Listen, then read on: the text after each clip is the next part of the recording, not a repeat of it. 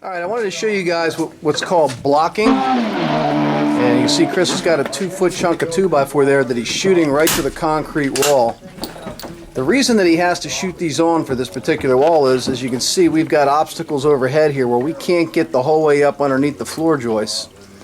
So we're block nailing this wall in about 4 different places, and then we're going to secure the wall to these blocks. Now this wall over here is finished. This one also had to be block nailed because we were up underneath one of those 4-inch sewage lines. Alright, we couldn't get all the way up to the floor joists, but we didn't want to build in front of it because they would have lost too much depth in the room. So we went underneath of it, and we used these blocks here that we shot right to the concrete. Alright, we're right back to the concrete wall. Now this is a padded foam wall blanket that's on this wall here in this basement. It's 3 inches thick. This is actually the first time I've ever seen this. So what we have to do is we have to cut sections of this out to get our blocks back to the concrete. There's concrete behind this foam insulation.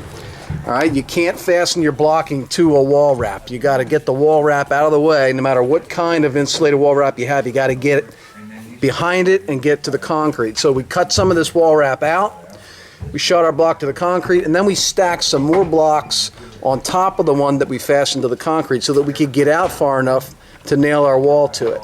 Alright, and then all we did is we used a 6-foot level up the front of the 2x4s, got it level, and then we shot into our wall framing, and that went right through into the blocking. And that's what holds this wall nice and solid.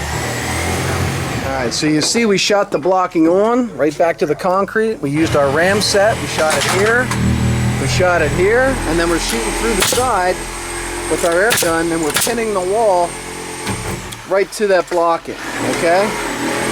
And we're using a level. We're putting our level up the side of the 2x4. We're making sure that our bubble is between the lines, alright?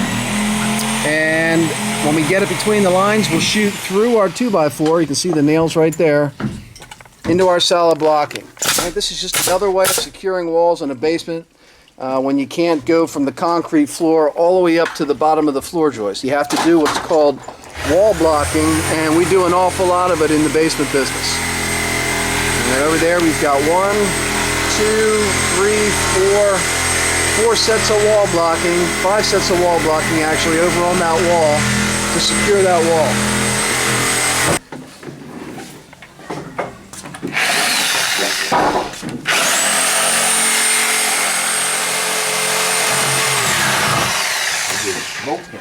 Alright, Tom just cut the bottom plate out of the wall right there and turned that into a doorway.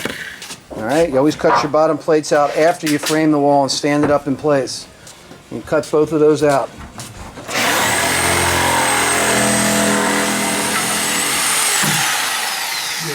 And that's the Sawzall, or the reciprocating saw he's using to do that.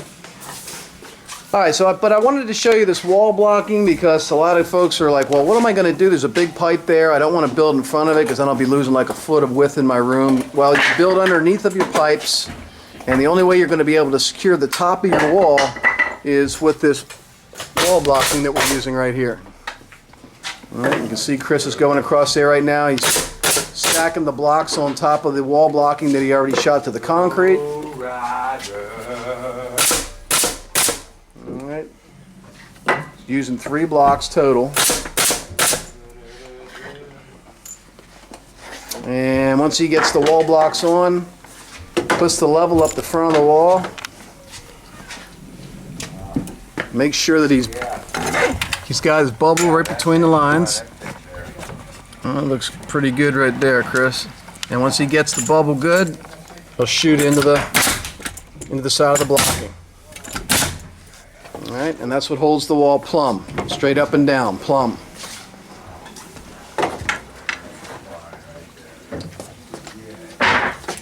Gets it level, shoots into the side of his wall blocking. And that's all there is to that. Alright, it's just another framing trick that you're probably going to end up doing at least in one spot in your basement. And that's your wall blocking fastening method. Okay, one more blocking example. This is more of that wood blocking, all right? Now this is wood blocking for your concrete walls when you can't go the whole way up to the floor joist with your wall. Now in places where your walls got to go all the way up to the bottom of the floor joists and you're running parallel with your floor joists, let's say we're going to build a big 16-foot wall. You can see the plates right down there on the floor. Now where we have to stand this wall up, we're going to be between the floor joists. So put that block up there once, Chris. We're going to be cutting blocks in between, exactly in between our floor joists, and fastening them blocks first, and then we'll be fastening the top of our wall to those blocks, because we're not going to hit exactly on a floor joist. So Chris is going to cut blocks of wood in between the very bottom. All right, so he's going to be cutting blocks 13.5. 13, and it looks like 5/8. We'll cut them snug, 13 and 5/8 inches. And we'll go ahead and put those blocks in between, and you know, it's good to put them about every 2 foot. And then when we stand that big wall up, when we build it, we'll be able to fasten to the blocking that's going to be going in between the floor joists. We'll go ahead and cut some of those, and we'll show you how we're going to install those in just a minute. In between your floor joists, all right, and you want to be flush. You want to be flush with the bottom of your floor joist. You don't want to be up inside. All right, these blocks of wood have to be flush with your floor joist, at the bottom of your floor joist, because your drywall is going to be going right over top of this. All right, and then we're using air.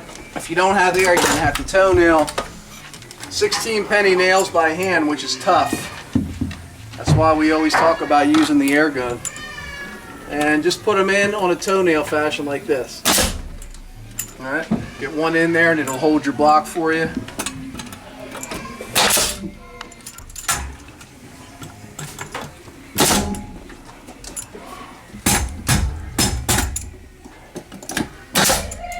And that's it. Now, you see this spans between the 2 floor joists, and if we're somewhere out in the middle here with our wall location, all right, that's going to make it so that our wall can be fastened right to the bottom of these 2 blocks here. All right, so we're going to put a series of these the whole way down across in between these 2 joists, and we'll have something solid the whole way to nail our wall to. All right, and that's called blocking.